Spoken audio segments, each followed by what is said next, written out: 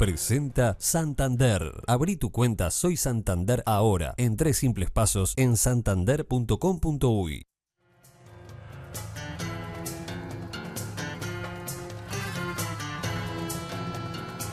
Muy bien, seguimos en la mira y ahora estamos con Leonardo Loureiro, presidente de la Cámara Uruguaya de Tecnología de la Información. Gracias por estar, Leonardo. Muchas gracias a ti por la invitación, Gabriel. ¿Cuántas empresas nucleares de la Cámara? Y unas 400 más o menos, fluctúa ahí, pero andas en ese orden. ¿Y cuánta gente empleada? Y directo por esas 400 empresas estamos ya cerca de los 16.000, 17.000 empleados. Pleno empleo, ¿no? Peor que pleno empleo. Sí. Peor, no sabes si decir No, peor, bueno, sí, peor o mejor, ¿no? Estamos en una situación, digamos, vos, ¿no? positiva desde el punto de vista de que efectivamente tenemos, por suerte, mucho trabajo y desde el punto de vista de lo que se mide en el contexto nacional con pleno empleo, o como digo yo, desempleo negativo, que sé que no existe la expresión, pero lo que significa es que hay proyectos para tomar con talento uruguayo y tenemos que ir a buscar el talento a otro país porque no lo tenemos en este lugar, ¿no? Pero no se pierden. Porque yo conocí digamos que alguna parte sí se pierde, otros no se pierden. O sea, lo que termina pasando es que estamos creciendo en el extranjero también con equipos de empresas nacionales, pero basados en otros países.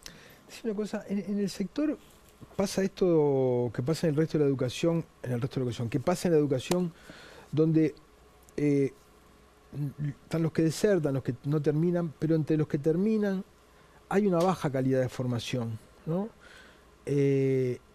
¿Cómo es la calidad de la formación de la gente que entra al mercado? Esto, una industria intensiva en conocimiento como es la del sector de tecnologías de la información, obviamente se ve impactado por la calidad de la educación. Al final lo que termina pasando es un efecto dominó, ¿no? O sea, venimos bien, digamos, según los estudios en educación primaria, en secundaria baja un poco por deserción, por calidad, la calidad de la educación, y después se enfrentan a un frontón que es la educación terciaria, que al final muchas veces son como rebotan, pero en otros casos no y siguen, pero obviamente no es el mismo nivel que existía antes, aunque se hace un esfuerzo muy grande en cambiar esa calidad. Esas eran las cosas que estuvimos hablando, de hecho, en realidad hay como representante de la Confederación de Cámaras Empresariales en el contexto de la nueva currícula que planteó el Codicen y la ANEP. Ahora vamos a hablar de eso, pero también pasa, y no sé, decime si es bueno, que muchachos que están cursando alguna materia o alguna carrera, ante la evidencia de que consiguen trabajo, dejan de estudiar y entran en empresas porque el conocimiento que tienen les da para empezar a trabajar, ¿verdad? Eso tira para abajo un poco la calidad, ¿no? No tira la calidad porque al final terminan educándose adentro de las propias empresas y realmente somos casi universidades, muchos de nosotros. O sea, el conocimiento aplicado efectivamente de alta calidad y muchos de nosotros terminamos formando a nuestros propios colaboradores. Lo que sí es cierto es que tratamos todas las empresas de que haya continuidad y que los chicos no deserten, porque efectivamente eso nos afecta a todos, o sea, no es solamente al joven, al muchacho o ya al adulto con más de 30 años que deje de estudiar y termine su carrera. Primero porque si no corta la continuidad educativa y tener una carrera de largo tiempo y de largo aliento implica efectivamente formándose, si no se llega a una meseta y en esa meseta uno se queda. Y bueno, como sabemos que esa meseta existe, muchas de las empresas trabajamos para que no suceda eso e incentivamos a la formación continua. Me imagino que eso hace, por ejemplo, que falten ingenieros, ¿no? Sí, o sea, a ver, la escasez de ingenieros es un tema que viene hace mucho tiempo. Tuvimos algún caso complejo de que en el año 90 venía como un crecimiento increíble en relación a todas las otras ingenierías. Pasamos a ser más del doble, por ejemplo, en la Universidad de la República, en donde éramos más los que estudiamos ingeniería en computación, pero después hubo un declive muy grande de los ingresos y eso se debió a que las mujeres dejaron de ingresar a la carrera de ingeniería en computación. En el caso, obviamente, de la Universidad de la República, donde hay más estudiantes, ¿no? Después se fue revirtiendo por muchas actividades que hemos hecho de sensibilización, todos los actores del ecosistema de tecnología e información, y bueno, y eso ha ido cambiando un poco, pero lo que no hay duda es que pensemos que la última cifra, no me la acuerdo de memoria, pero pensemos que ronda En el caso de ingenieros, de unos 1.200, 1.300 técnicos y profesionales que egresan y que trabajan en el sector, debe haber unos 120, 130 de ingenierías directas relacionadas a la informática y capaz que unos 60, 70 de otras ingenierías que trabajan mucho asociado a la informática, ¿no? Y en materia salarial, ¿cómo impacta? O los costos, ¿no? El hecho de que haya mano de obra, pleno empleo, ¿cómo impactan los costos y cuál es la media salarial del sector? Mira, no hay una media salarial específica porque como tenemos muchas categorías, efectivamente es difícil. Hay algunos estudios muy interesantes desde Full Stack Developer, como se le llama, Project Manager, trabajar desde el punto de vista de especialistas, y tenés un promedio que capaz que anda en el orden de los $3.500, $4.000 en toda la masa salarial. Pero obviamente la escala varía dependiendo de la profesión, de la especialización y del nivel o la edad que tenga el trabajador, el colaborador. Bueno, y me hablaba recién un poco de que se terminan de formar adentro de las industrias, de las empresas, y que están trabajando con la ANEP en la currícula. ¿Cómo es esto? En realidad, bueno, nosotros la primera reunión que tuvimos con el nuevo gobierno fue, de hecho hasta me acuerdo de la fecha, el 2 de junio, primero obviamente con el ministro de Industria, Energía y Minería, el ingeniero Paganini, porque como industria trabajamos como primer punto focal el ministerio y obviamente con el ministro. Y la segunda reunión fue con las autoridades de la educación, con el CONICEM y con la ANEP, en donde estuvimos con el Consejo de Educación Secundaria y con la UTU, explicando, bueno, la problemática que teníamos. Quisimos empezar a trabajar con ellos. Donde empezamos a trabajar muy fuerte fue en la UTU. La UTU tiene un bachillerato tecnológico que es de muy, muy buena calidad. Hay una cantidad de chicos que estudian en todo el país eso, y piensen que hay del orden de 6.000 entre cuarto y sexto año estudiando bachillerato tecnológico. Egresan con ya formación de programadores, saben base de datos, se saben poder, hacen grandes cantidades de líneas de código para poder desarrollar sistemas. Y lo que faltaba era también un ayornamiento de esas carreras a la nueva realidad. Empezamos a trabajar con la UTU, después la UTU evolucionamos a un proyecto aún más sofisticado, cogestionamos un centro de alta especialización. Cuando digo cogestionamos me refiero a cogestión técnica, ¿no? No la parte educativa y no la parte obviamente administrativa, pero tenemos una cantidad de recomendaciones en el Instituto de Alta Especialización que está atrás de la Escuela Nacional de Policía. Y una de las cosas que en ese trabajo, digamos, interactivo, de ida y vuelta con la UTU, hicimos hasta algunas recomendaciones que la tomo, y por ejemplo, la UTU lanzó este año 2 bachilleratos bilingües, uno en Montevideo, en este centro de alta especialización, y otro en la ciudad de Paysandú como pilotos, en donde los chicos aprenden a programar, pero los profesores le enseñan en inglés, le enseñan matemática en inglés, le enseñan otras materias en inglés. Bueno, y eso ha sido toda una revolución en materia educativa. Y después, obviamente, estamos viendo en conjunto con la ANEP alguna posibilidad de hacer, digamos, actividades educativas con distintos centros en la parte de educación secundaria.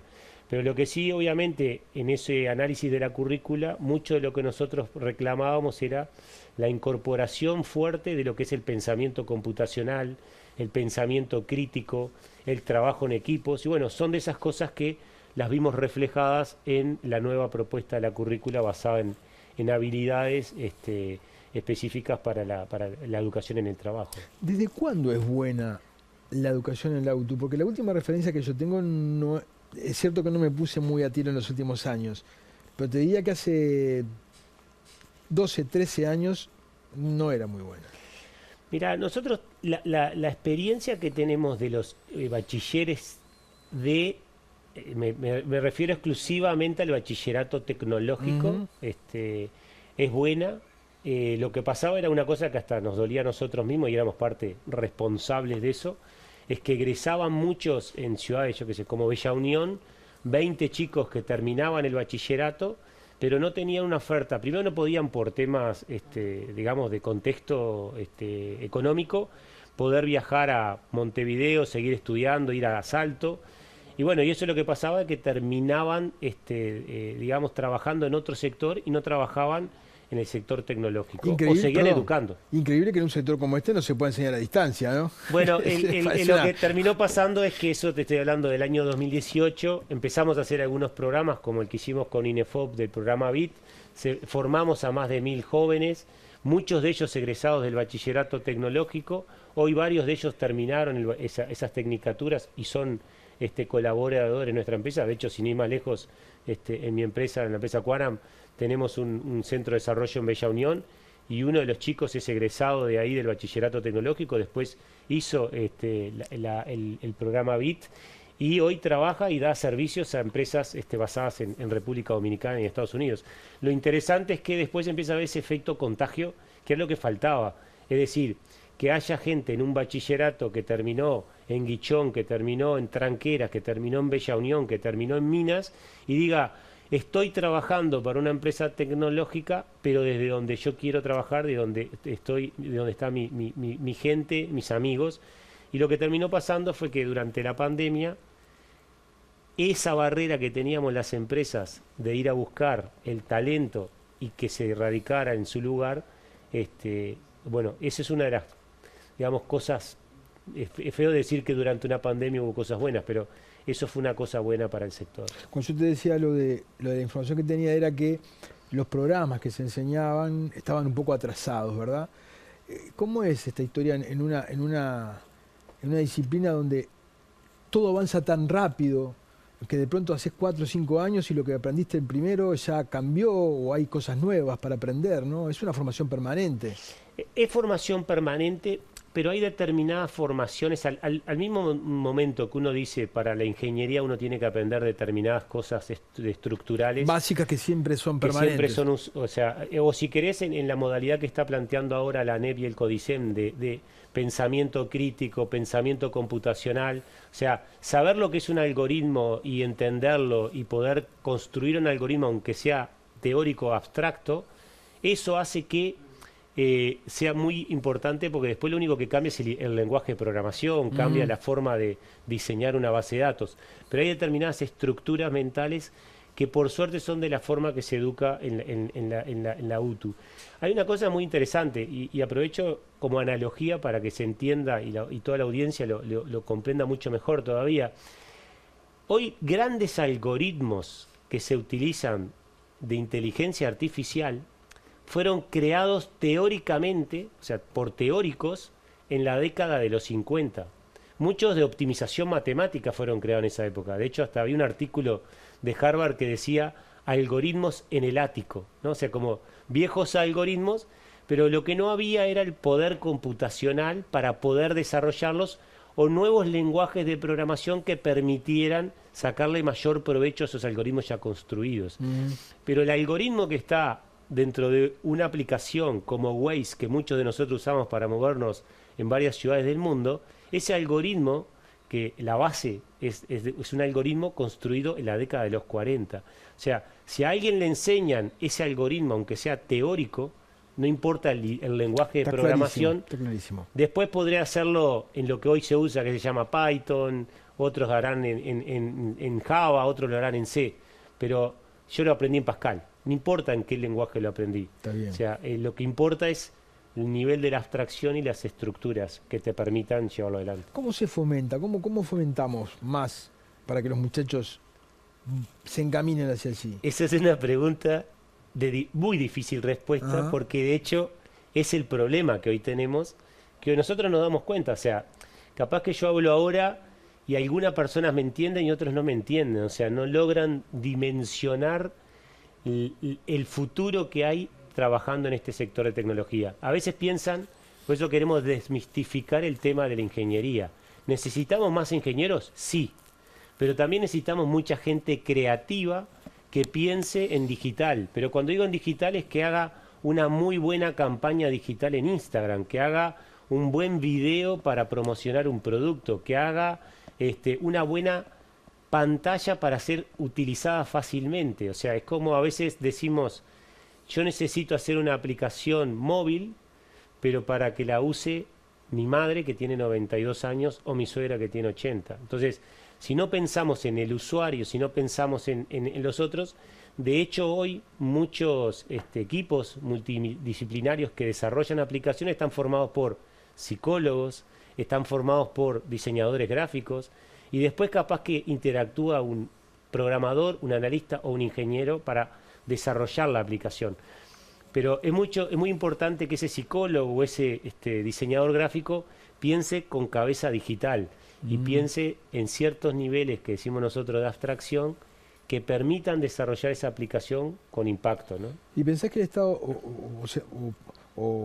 digamos, o qué el Estado puede hacer tanto en el área de la difusión como en el de apoyo a la industria?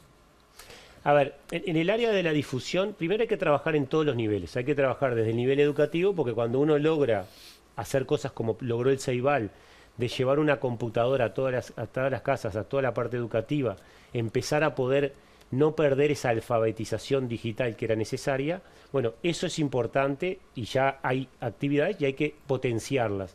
Cuando nosotros hablábamos con los candidatos de los distintos partidos en el 2019, todos nos reclamaban, pero ¿qué hacemos? ¿Qué enseñamos? Bueno, nos tomamos el trabajo y encontramos toda una currícula que incorpora varias líneas de conocimiento.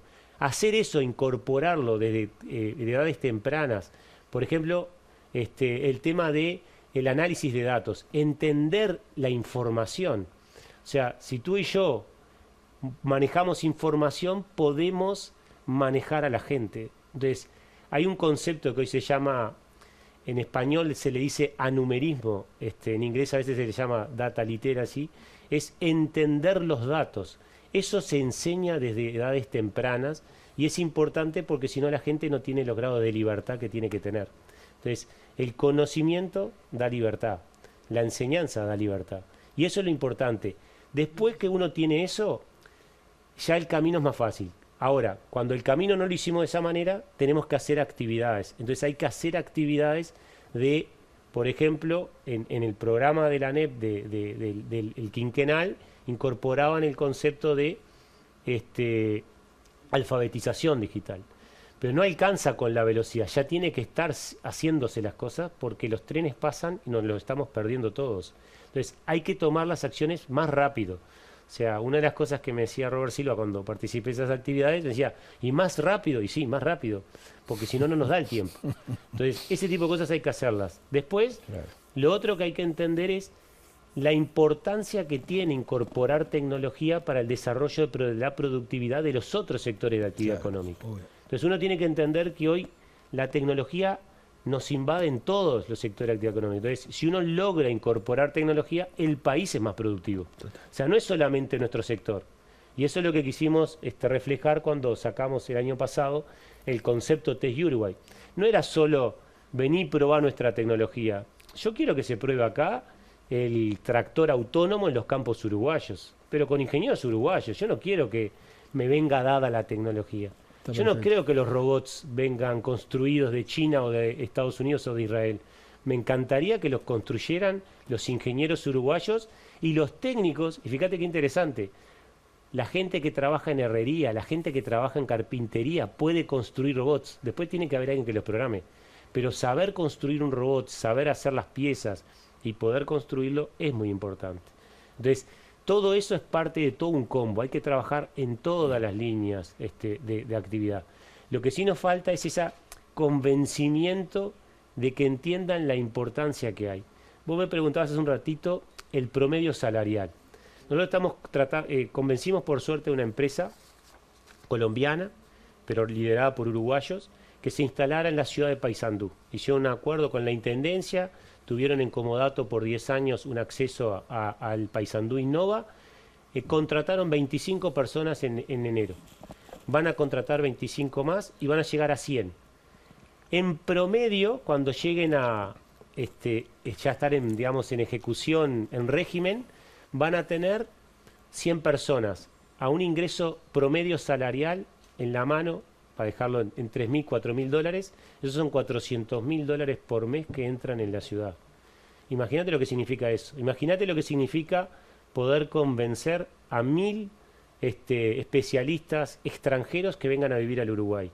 O sea, es mucho el derrame que produce el sector, pero a su vez produce derrame, además para poder generar mayor productividad. Leonardo Loureiro, presidente de CUTI, ojalá el mensaje llegue. Ojalá, y siempre cuando nos invitan a este tipo de cosas, lo que más nos interesa es tratar de lograr explicar con las mejores palabras posibles y las más claras. Pero bueno, a veces nos cuesta por la formación. Pero bueno, lo hiciste bien, lo hiciste bien. Bueno, muchas gracias. Nos vamos a una tanda, ya volvemos.